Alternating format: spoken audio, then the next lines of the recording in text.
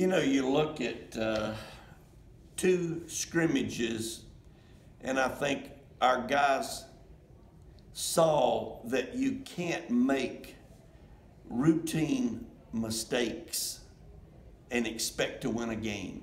We lost the first game because Alabama took advantage of mistakes that we made, and that's normally the way games are won and lost. And they did a good job of taking advantage of mistakes. The second game, we made one mistake and played solid baseball. So we got one error in the second game, but the first game, I think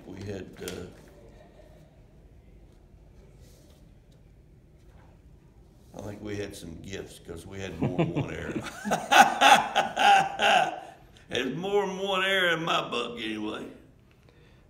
After these exhibitions, Robbie Martin's had quite the offensive surge at the plate. Has it surprised you guys what he's done at the plate, or have you shown? I've got to tell you, yes.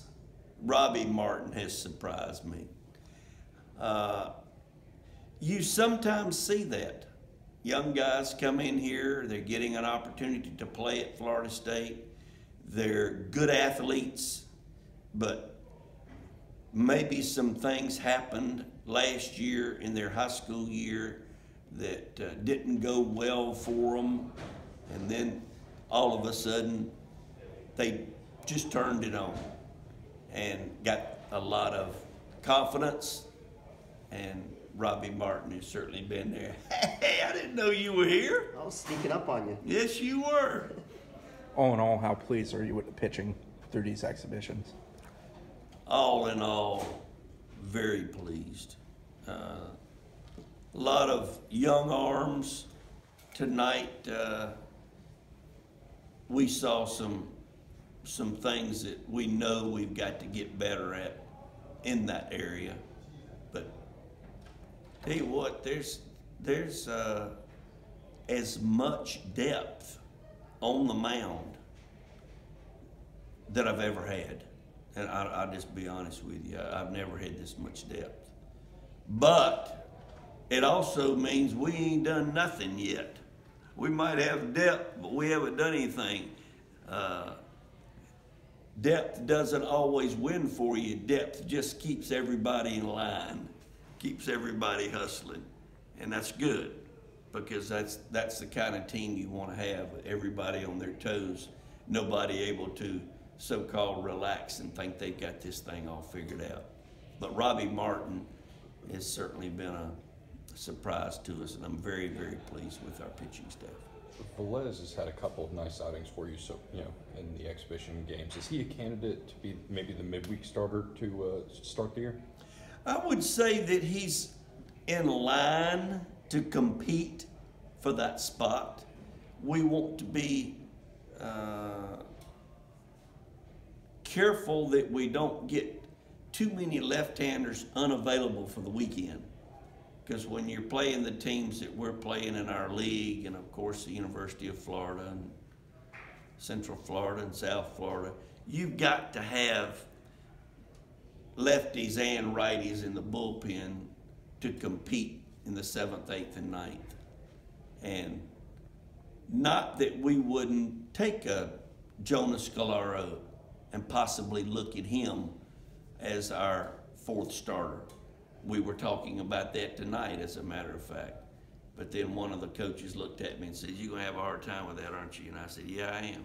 Because I like the thought, if he pitches Friday and throws 40 pitches, he can pitch Sunday and throw 40 pitches. He throws 80 on Tuesday, he ain't gonna be ready till Saturday, which means he pitches Saturday, but he doesn't pitch Friday or Sunday. So there's just a lot going through my mind before we make that decision. It's the first time we've seen JC on the mound. Just what were your thoughts on his performance tonight, and what have you liked about him during the fall? Wayne, I think the big thing that I like about JC is the way he's going about trying to be our starting center fielder for the 2nd year in a row. And I guess he started a lot as a freshman. I can't remember that. I usually remember next year, can't go back too far. But anyway, he's approaching them with the same desire.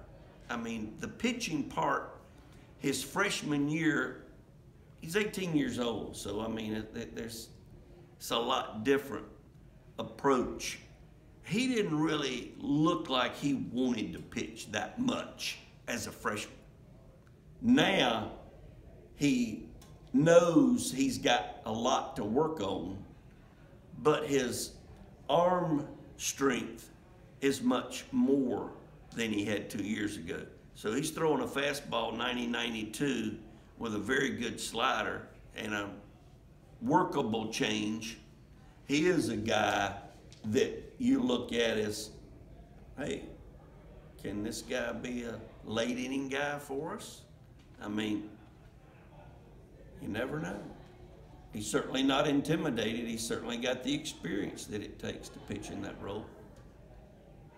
You started two different guys at first base, Nico Baldor and Cooper Swanson. Just what did you think of their performances tonight, and how much of a battle is that really? Very good question, Wayne. Nico Baldor is our first baseman. He's done a very good job. It's an amazing story how he came to Florida State after being at Miami for a year. I didn't even know he was here until I kept the very first day of practice. Meek didn't say anything to me other than he was invited out. And I went, Nico Baldor, that name rings a bell. And then Meek said, oh, I forgot to tell you, that Baldor kid's coming out. We're going to give him a chance to show what he can do. Well, it took 2 days to convince me that that guy is a good athlete, and been very pleased with the way he has done things. He's just very pleased with the way he's gotten after it. How's Matty handling all the jobs that come with being behind the plate, dealing with pitchers, and then, of course, what he's got to do at the plate as a hitter?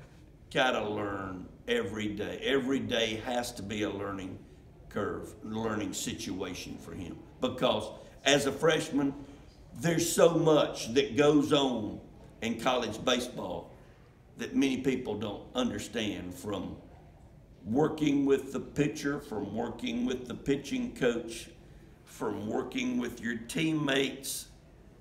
It's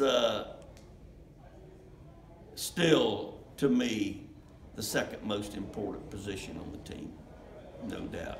Is he handling it pretty well, though, for a freshman? He's got a great attitude, a real good demeanor. I really like the way he swings the bat. I like the way he plays the game. He's just a guy that's going to do nothing but get better.